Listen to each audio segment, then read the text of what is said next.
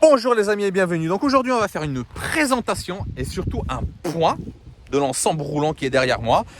Laika 695X est le porteur Ford 2,4 litres TDCi. Est-ce que les critiques sur internet sur ce Ford là, elles sont justifiées? Après 7000 km, 3 semaines de vacances, moi je vais te donner mon avis là-dessus. Allez, abonne-toi et like et suis-moi. Alors les amis, aujourd'hui je vous ferai deux vidéos dans une. Je vais vous faire une présentation du véhicule pour que tu te rendes compte en fait de l'état par rapport à l'âge et au nombre de kilomètres. Et surtout je vais te donner mon avis parce que j'ai fait plus de 7000 bornes avec en 3 semaines, plus après des week-ends à gauche à droite. Et franchement, par rapport aux critiques que j'ai lues avant de l'acheter, je suis pas d'accord. Je suis pas d'accord parce que déjà d'une c'est le mien et de deux il est super ce camping-car et le moteur il est extraordinaire. Viens, je vais te faire voir, viens. Alors on est sur un porteur Ford Transit 140 chevaux TDCi et déjà les premières critiques qui concernent ce porteur-là sont surtout basées sur les injecteurs et tout ce qui concerne en fait l'alimentation du carburant. Alors bon, je suis d'accord que certains modèles certainement l'ont fait.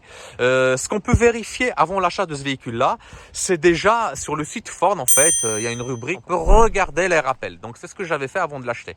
Deuxième chose, j'ai vérifié en fait une fois sur place le débit des injecteurs avec un diag, car oui, sur les voitures récentes en fait, je me suis amusé à acheter un diag, car aujourd'hui, il faut avoir cet outil-là pour vérifier les véhicules informatiquement parlant. Et les débits sont bons. Les injecteurs sont d'origine. Le type, il a jamais été emmerdé. J'ai trifouillé les factures.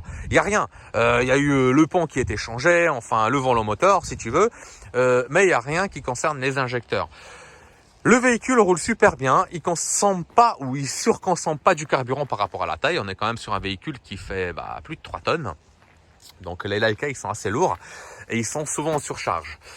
Concernant le porteur à l'intérieur, je ne vais pas te dire que c'est le meilleur de la gamme de l'époque par rapport à la concurrence, mais réellement, il est sublime. Enfin, il est sublime. Moi, quand je l'ai vu pour la première fois, quand je voulais l'acheter, je me suis dit, oh! Déjà pour commencer, j'ai les tapis d'origine Laika pour la cabine. Tu vois, qui font la longueur, qui sont full neuf. Quand j'ai vu ça, au début, j'ai mangé mon McDo là-dessus, tellement j'étais content. Des housses Laika, magnifique.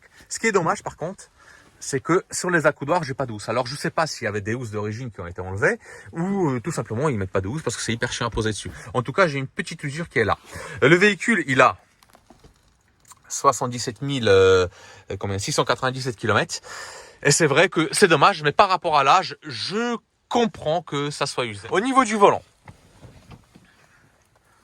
très très joli volant. Tous les boutons sont là. Pas d'usure sur les leviers de vitesse. Tout ça va. Donc voilà. Énormément de rangements dans le tableau de bord. Donc, tu as un premier rangement avec allume-cigare. Tu as un autre rangement là, un autre rangement ici. Pour tout ce qui est porte-gobelet, tu en as un là, un autre là-bas. Porte-bouteille en bas, porte-bouteille en bas là-bas. Et réellement, tu mets une bouteille. Sans déconner, tu mets une bouteille d'1,5 litre. Regarde, tu as un porte-gobelet là que tu retournes. Donc ils sont pas du même diamètre. Il y en a un qui est plus grand que l'autre. À mon avis, les ricains, ils sont dit que là, on va pouvoir mettre des gros verres de McDo par exemple. Et là, par exemple, on va mettre des petits verres de café. Boîte à gants un petit peu chiante. Quand tu forces, regarde, un tout petit peu dessus. Alors peut-être s'il y a que le mien qui fait ça. Tac, et se déclipse. En fait, le clips là, tu vois, il tient pas. Ça c'est chiant. Quand tu mets plein de cartes dedans, enfin, on met plus de cartes aujourd'hui. Mais si tu mets quelque chose dedans, ça se casse la gueule. Après, un autre rangement ici. D'origine, on a régulateur, clim, vitre électrique rétro-réglable. Ça, je crois que c'est les équipements de base, si je me trompe pas. Le poste radio, donc moi je l'ai changé, c'est un poste radio carré standard. J'ai mis ça. J'ai fait une vidéo là-dessus, donc regarde sur mon compte quand je l'ai monté, le prix, etc. Après les 7000 km et les 3 semaines, franchement, je vais te dire qu'il est super bien. Le côté GPS, ça marche d'enfer. Il calcule à peu près les mêmes itinéraires que Google Maps. On est vraiment bien. Par contre, Bluetooth, pas terrible. En fait, il y a des moments que je comprends pas parce que je captais très très bien. Il coupe. Donc faut tout réteindre, tout rallumer et après ça refonctionne bien. Quoi d'autre? Donc siège pivotant. Donc il pivote par rapport à l'arrière. Je vais te faire voir le truc derrière, mais on va faire le tour d'abord du camion. Alors sol démol, pas de centralisé au niveau des portes avant. Je sais pas, il y en a pas. Il y a la clim, il y a le régulateur, mais il n'y a pas de centralisation des portes. C'est dommage. Mais peut-être c'est en option, je sais pas. Donc à l'extérieur, ça donne ça. Regarde-moi ça, cette beauté. Non, franchement, je suis amoureux du camping-car. En plus, je dis qu'il fait sport à cause de ses roues jumelées. Mais bon, c'est des conneries, hein. Bien évidemment, je m'emballe un tout petit peu. En tout cas, il est très très stable. Il vaut les châssis Alco, hein. Réellement, la stabilité des roues jumelées, même moi, j'en reviens pas. Donc, super stable, sympa à conduire. Faut faire très très attention au porte-à-faux. Le porte-à-faux, il est gigantesque. Il fait 2,35 m, je crois, si je me trompe pas. Donc, tu as plutôt intérêt sur un camping quand tu manœuvres, limite à l'arrêt et tu veux tourner, tu es près d'une bitte ou d'un petit muret, fais gaffe. En général, les types, ils arrachent vraiment les coins ou ils tapent un tout petit peu plus près. Très gros coffre avec 2 accès. Donc, cet accès-là et l'autre accès derrière. Là-bas, il y a du gaz. 2 grosses bouteilles, donc bon, remplissage de flotte, 2 bouches d'aération pour le frigo, car c'est un grand frigo que j'ai, mon cher monsieur. Donc hop, voilà, et boule d'attelage, pas de porte-vélo, j'en voulais pas en fait, accroché sur le panneau arrière, je préfère mettre le porte-vélo sur ma boule ou dans une remorque à part. Petite échelle qui va bien, par contre, ce que je trouve dommage là-dessus, c'est que l'échelle elle va bien, mais en fait il n'y a aucune sécurité pour la condamner, tu vois, comme avant sur les vieux camping-cars où on la repliait, on mettait un petit cadenas qui servait strictement à rien, mais au moins on se sentait psychologiquement en sécurité. Ma petite caméra derrière avec le gros insigne Leica et puis les 2 toutous. Donc t'en vois qu'un toi, hein, le noir, hein, mais il y en a un blanc là qui était certainement jaune avant, mais avec le soleil tout ça, bon il s'est délavé. Alors après le recul, après les vacances, tu sais, c'est le moment de faire le point. Et je suis vraiment très très content de mon achat. Le camping-car esthétiquement, je l'adore. C'est pour ça que je l'ai acheté d'ailleurs, parce que j'aimais bien esthétiquement. Il y a des camping-cars plus ou moins jolis au niveau des couleurs, etc. Celui-là, je l'adore. Le mec, il en prenait vachement soin, et ça se voit, ça se sent. Viens voir la soute arrière. La soute arrière, elle est grande. Bon, c'est la norme, hein. Mais à l'époque, en 2007, avec une conception de 2005, c'était quand même l'un des premiers camping-cars qui ont possédé une aussi grosse soute arrière. Il y a énormément de rangements. Donc là-bas, tu as une espèce de tiroir que tu appuies en haut, tu tires et tu peux vider tout ce que tu as mis dedans. Donc, maximum 130 kg. Donc je m'amuserai pas à mettre plus, pourquoi? Parce que tout ça, tu vois, c'est du plastique en fait posé sur du châssis. Ou plutôt la rallonge du châssis ou la rallonge pour l'attelage. Enfin, en tout cas, moi, pour mettre mes petites tables, fallait que je mette des petits crochets d'arrimage parce qu'il y en avait pas. Alors je sais pas si c'est ton option ou pas. Je suis incapable de dire, j'en ai jamais acheté de neuf. Mais en tout cas, moi, j'avais pas ça. Bon allez, on ferme. Quoi donc ça... c'est chiotte, hein, ça. De toute façon, je t'apprends rien, sauf si t'es un novice et tu connais pas. Et là-dedans, j'ai mis le petit barbecue de chez Decathlon. D'ailleurs, très très bon qualité-prix, 60 € je crois, ou 62 €. Et puis la petite bouteille à 7 balles. Ça fait l'affaire pour 4 personnes, des petites saucisses le soir, ça va. Ça sert à rien de se faire chier réellement, les gars, d'acheter un truc à 200 € pour un camping-car pour t'en servir de 2-3 fois en 3 semaines. Donc voilà, prise pour l'électricité derrière, et puis ça c'est le petit crochet pour mettre le truc. Ah, il y a un petit défaut. Le petit défaut, parce que tu vois le pet et je pense à ça, c'est que faut pas oublier ta clé là-dedans, d'une, et puis surtout faut pas laisser ça ouvert et vouloir clipser ta porte là-dedans, sinon tu éclates la porte ou tu éclates le truc. Allez, viens, je vais te faire visiter. T'es encore là, toi, tu te promènes pas?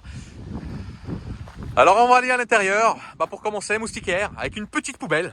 Ça, c'était le critère de l'achat numéro 1. Non, sans déconner. Petite moustiquaire, très très très pratique. Super pratique, hein. Franchement, quand il fait très très chaud, tu veux avoir un courant d'air sans avoir des moustiques, ça c'est le top du top pour la portière. Marche-pied électrique, le bouton il est là. Tapis de sol, regarde la moquette, comment elle est belle. On peut bouffer dessus. Grande capucine. Réellement, elle est vraiment bien pour 2 personnes adultes. Alors moi, je fais un tout petit peu moins d'1,75 m. Qu'est-ce qu'on est pieds dessus? Sans déconner, franchement, elle est très très confortable. Avec des petites lumières là-bas. Des rangements des 2 côtés. Donc la télé, par contre, je trouve pas que le porte-télé soit pratique parce qu'en fait, avec l'inclinaison, quand on est là, faut mettre plus de lumière, sinon on voit pas les visages. Voilà, ça vient de l'écran, etc. Donc bon, mais on s'en fout. Quand on part en vacances, on regarde pas la télé, apparemment, sauf les enfants, parce qu'ils veulent Gulli. Ici, il y a un aérateur en fait pour l'air chaud, pour le chauffage. Et puis là-bas, bah ça c'est la particularité de Leica sur les Capucines, c'est qu'il y a une grosse fenêtre devant. Avant, ils faisaient des fenêtres séparées. Je sais pas pourquoi ils le font plus d'ailleurs. C'est certainement une question esthétique ou peut-être de sécurité. Et maintenant, ils en font qu'une mais grande. Quand tu ouvres ça et tu ouvres aussi la fenêtre à l'arrière, tu peux faire des courants d'air d'enfer pour le refroidir le soir quand t'es en plein cagnard. Je peux te dire que ça a cogné quand même au mois d'août 2020. Bon, l'échelle, je suis pas fan, mais bon, pour une Capucine, il n'y a pas le choix. Ici, coin dinette, donc 2 places assises ici. Ici, la table, on peut en fait la rallonger et s'asseoir en fait en face ou sur les sièges qui se basculent.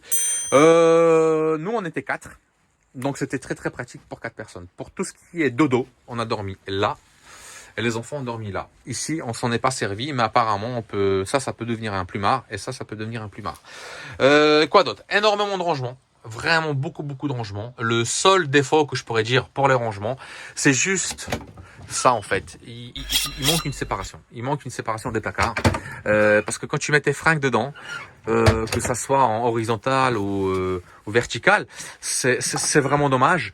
Car il y a trop d'espace pour les fringues et effectivement bah si tu peux mettre tes slibards dans un petit coin et puis par exemple tes pulls dans un autre coin dans le même placard, ce serait beaucoup plus sympa. Mais bon, ça c'est une critique qui vient de ma part. Après tu as une fenêtre là et une fenêtre là. Donc cette fenêtre là très très pratique aussi parce que vu qu'on n'a pas de clim cellule et la clim de la cabine ne suffit pas pour l'arrière, avec la canicule de 2020 et en août ça cognait franchement. Quand tu ouvres ça réellement, ça rafraîchit l'intérieur. Ceux qui l'ont pas, je pense qu'ils savent de quoi je parle. Ceux qui ont cette fenêtre-là, bah, vous comprenez aussi. Mais pour les novices, voilà, j'explique. Hein. Moi, j'explique gentiment. Donc, tu as des placards aussi ici pour ranger ta vaisselle, enfin tout ce que tu veux, avec une petite déco en plexiglas ici qui est relativement bien. Après, ça, c'est Leica. Donc, ça, tu peux le ranger là-dedans, le bout de planche là. Sur la planche de découpe. Bon, c'est pratique et pas pratique parce qu'en fait au final quand tu pars en vacances et ça tu le ranges là, bah ça sert à rien. Donc autant la laisser chez toi. Mais par contre quand il est en hivernage, bah ça fait propre. Hein. Tous les Leica théoriquement sont équipés. Donc tu as tous les rangements là. Plaque à gaz 3 feux, haute, plus des lumières qui font la longueur là. Enfin, il y a des lumières un petit peu partout là-dedans. Plus après des LED rajoutés. Et des LED que moi j'ai mis aussi ici. Parce que d'origine il y avait de l'halogène qui faisait du 5 watts, je crois 5 watts 5. Et je suis passé en 1 watt 6 avec plus de lumière. Parce qu'en lumens, je sais plus combien ça fait. Mais ça fait beaucoup plus. Ça c'était pour rien dire. Après, micro-ondes avec transfo en haut. Gros frigo. Ponderie, antenne satellite plus pointeur, donc ça, une vraie saloperie. Franchement, ça m'a fait chier. Bon, heureusement qu'on a trouvé un autre système, la Chromecast, qui est génial, mais l'antenne satellite, c'était vraiment une vraie galère. Ensuite, donc là, le plumard des enfants. Donc les enfants, on les a mis dedans, hein, bien évidemment. Mais comment on s'est organisé? En fait, pour les fringues, un enfant avait ce placard-là, l'autre avait ce placard-là, et au milieu, on mettait des jouets, plus des livres ici pour le soir, car les têtes, elles étaient là, la lumière, elle est là, donc bien évidemment, tu comprends que, bah, voilà. Le seul défaut de cet endroit-là, comme d'ailleurs, là-bas, malgré que la lumière elle soit belle et tout ça, c'est juste que, vu que c'est des petits, ils font pas gaffe au store quand tu mets, par exemple, la moustiquaire, ou, pire encore, quand tu mets, tu sais, le store thermique, et puis pour la lumière. Et, parfois, il le plie, voilà. Donc tu comprends le problème. Allez, on recule. Donc ici, comme je t'ai fait voir tout à l'heure la soute, t'appuies là, bim, et t'atterris dans la soupe derrière. Bon, elle est éclairée, hein, il y a une lupiote là-bas, mais c'est bon, juste pour te faire voir le truc. Et puis ici, il y a les trucs thermiques, et là-bas, toute la partie pompe et chauffe-eau. Voilà, salle de bain, douche relativement spacieuse. Avec un petit bord, je sais pas, pour mettre tes pieds ou t'asseoir dessus, je sais pas. Toilette, lavabo, petit rangement là. Donc il y a des modèles qui ont des fenêtres ici, à la place de ce rangement là. Et puis un miroir ici, avec des rangements derrière. Attends, je vais te faire voir. Donc ça, faut le replier comme ça. Et voilà les rangements. Donc, il y a un défaut. Tiens, je vais te faire voir en temps réel. C'est que là, ça frotte. Et là, ça frotte pas. Donc, à mon avis, c'est une conception qui, je sais pas, ils ont mis ça trop, j'en sais rien. En tout cas, c'est une conception à eux, parce que le monsieur, il a pas dû bricoler ça. Voilà. Donc, il y a ce défaut-là, le porte-à-faux, un petit défaut. Et après, je crois franchement que c'est tout. Dans l'ensemble du camping-car, c'est quand même pas mal. Ah si, j'ai oublié, j'ai aussi ça. Alors ça, je l'ai découvert à la fin de mes vacances. Tu vois? Voilà, avec la moustiquaire, et puis bah tout fonctionne. Il a jamais remplacé de petits boutonniaux qui sont sur les placards. Il s'est jamais amusé non plus à remplacer tous les petits tétons là-bas. S'il m'a pas menti, et si c'est vrai, je trouve que en fait le camping-car il vieillit très très bien et il est de très très bonne conception. Tu peux voir que bah les planches avec l'espèce d'agromêlé, elles sont quand même bien. La colle par exemple là, quand tu regardes bien, eh ben elles s'en va pas. Tout est là où ça devrait être. Toutes les finitions, tous les petits trucs, je trouve que c'est super bien fini. Regarde, il y a rien qui dépasse. Enfin, on peut faire le tour de partout. Bon, là-bas, il y a un petit défaut avec les plastiques. Tu vois, mais ça c'est la conception du constructeur. Il a fait ça à l'arrache, un peu comme une microcar. Mais à part ça, franchement, dans l'ensemble, j'ai rien à dire. Il y a pas de taches sur le plafond. Voilà, les Challengers, par contre, ça se casse la gueule de ces années-là. Pour les mecs qui ont des Challengers, témoigner. Mais moi, mon père, il en a un. Et bon, c'est pas terrible. Fallait qu'il repeigne le plafond. Alors après, voilà. T'as le gros store. Puis je crois qu'on a fait le tour. Non? Tu veux voir le moteur? Bon, on va voir le moteur. Bah, pour le moteur, par contre, il te faut toujours la clé. Et ça, c'est roulou, ça. Parce que bah, sans la clé, tu fais rien. Franchement, il est propre. Je l'ai même pas lavé. Les injecteurs, ils sont d'origine, frérot. Quand tu regardes que c'est un moteur à chaîne, le coût des injecteurs, est-ce que ça vaut pas plus le coup d'acheter le 2 litres 4, lui changer de temps en temps les injecteurs, au lieu de faire la distrib sur un 2 litres 3 Fiat tous les 5 ans? Et tu sais que sur la mécanique Fiat 2 litres 3, faut enlever la pompe d'injection et ça vaut une blinde. Je suis vraiment surpris du couple et de la souplesse de ce moteur-là. Non, réellement, j'aimerais bien le critiquer, j'aimerais bien faire de l'audience et puis dire c'est de la merde, j'étais emmerdé. Mais non, j'ai pas été emmerdé et j'en suis vachement content. Les vitesses, enfin tout passe bien, voilà. Donc voilà. Donc, quel est le bilan pour le camping-car? Le camping-car, j'ai rien à dire. Après, le bilan du camping-carisme est plutôt positif. Bon, ça se manie comme un gros camion, comme une grosse camionnette surchargée.